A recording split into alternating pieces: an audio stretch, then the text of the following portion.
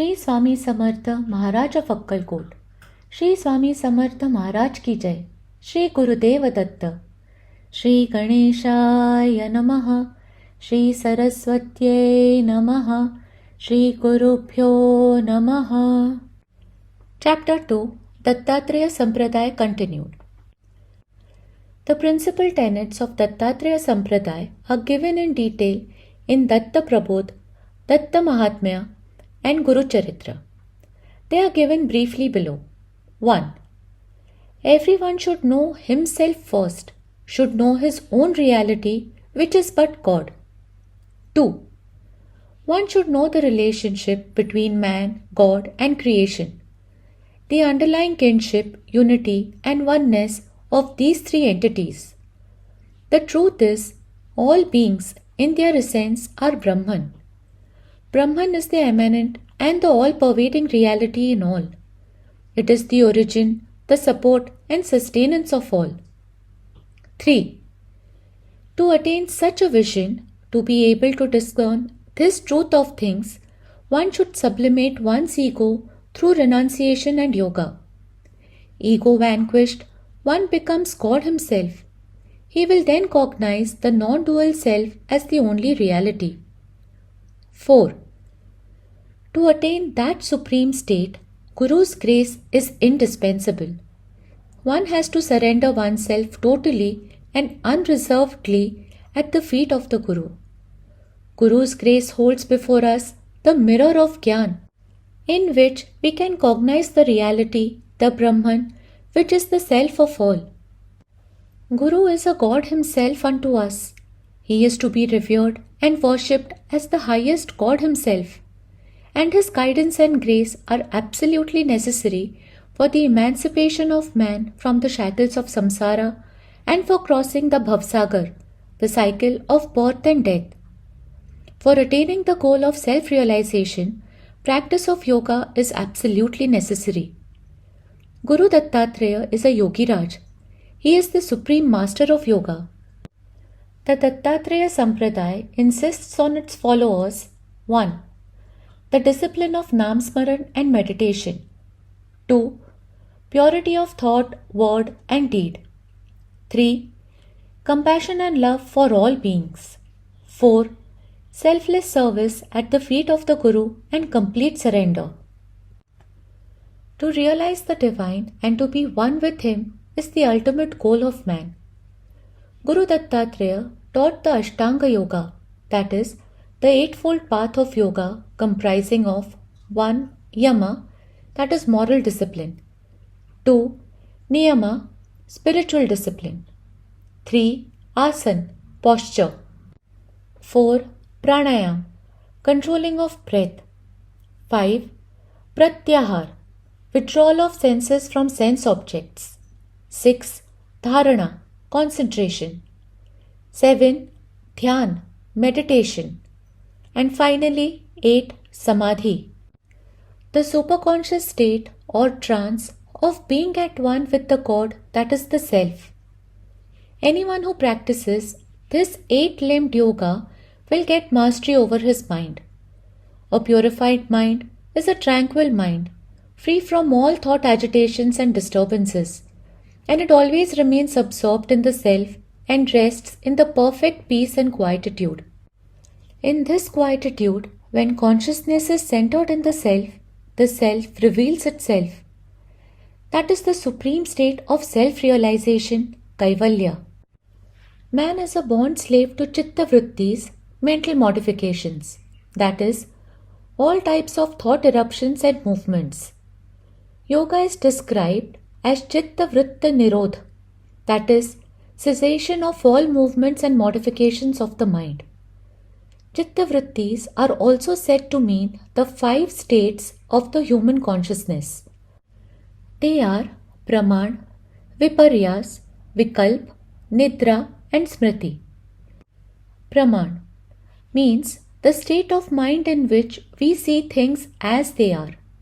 Viparyas means the state of mind in which our vision is perverted, like seeing a snake in a rope. Vikalp is the state of mind in which we see a thing which is not there, like a mirage in the desert sands. Nidra is the state of mind in deep sleep, and Smriti is the state of mind in which we remember something or revive some past impressions. When human mind transcends all these 5 states, it is called yoga. Here, the self has attained its native state, the state of pure absolute consciousness. Consciousness not of something else, but of itself, that is pure objectless awareness. For proper practice of yoga, vairagya, a sense of detachment to the world, is a necessity. A worldly man who is obsessed with the problems of samsara, that is family life, etc., cannot successfully practice yoga. Therefore, sannyas or renunciation is advocated. This renunciation should not be merely physical but should be mental, that is, not in external actions alone but in thoughts also. It should be renunciation of one's ego primarily. The sannyas ashram is advocated for all, but normally as the 4th stage in life, that is, after one has gone through the first 3 stages of life, namely brahmacharya, that is celibacy and learning, grihasthashram, life of a householder, that is married life, vanaprastha, life of a recluse.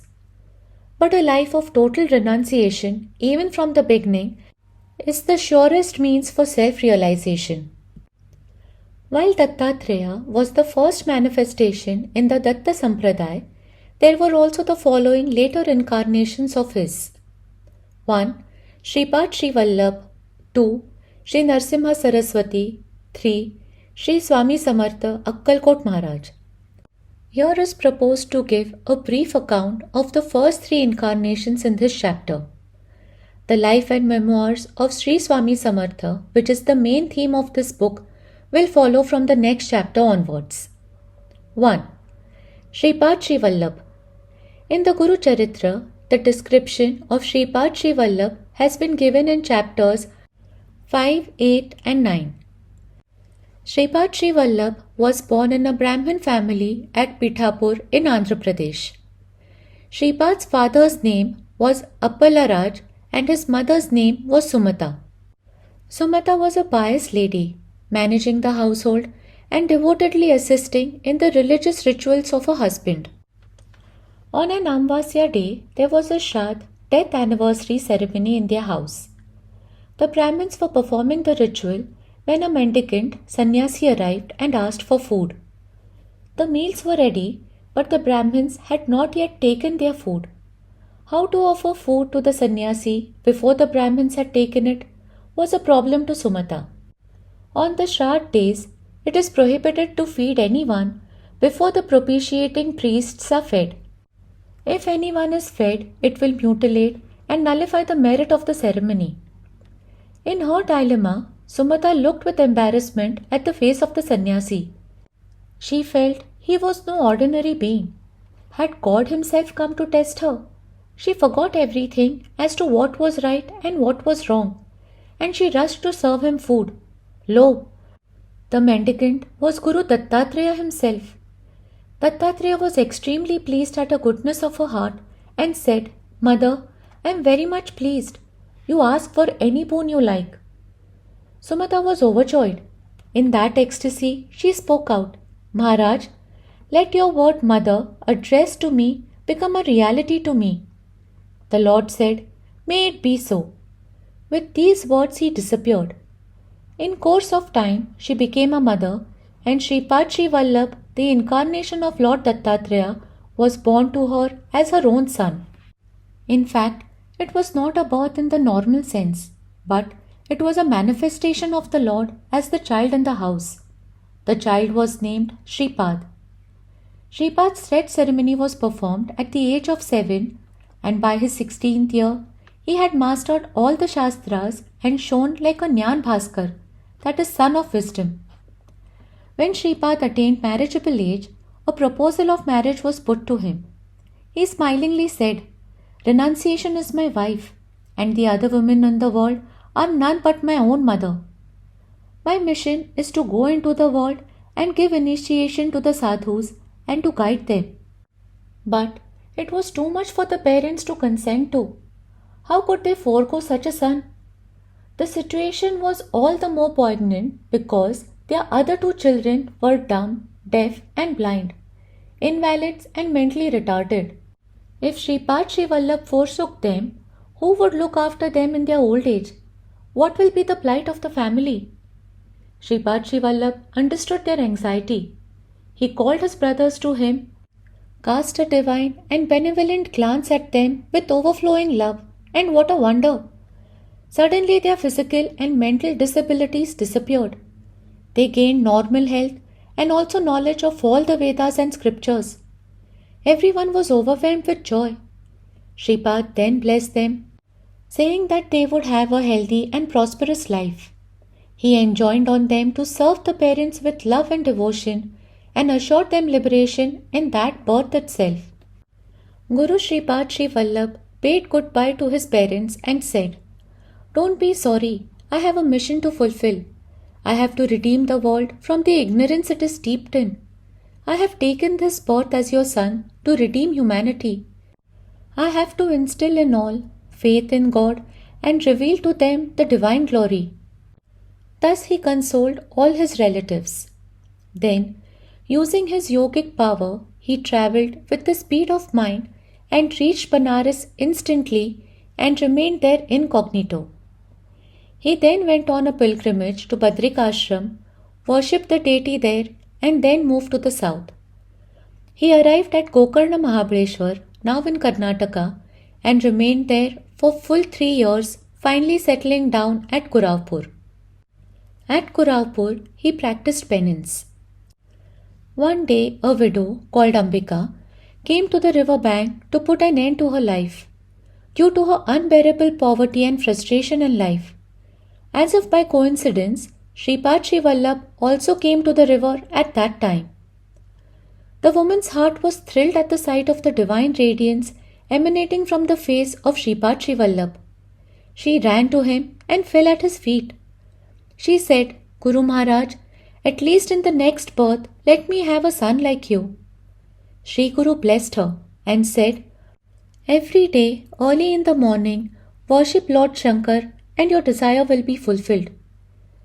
It was perhaps Shripad Sri Vallabh's own sankalp to reincarnate again as Sri Narsimha Saraswati and had therefore prearranged the situation so as to meet and bless his mother-to-be. With this we complete Part 2 of Chapter 2. Shri Swami Rajarpanamastu Shubham Bhavatu Shri Rastu.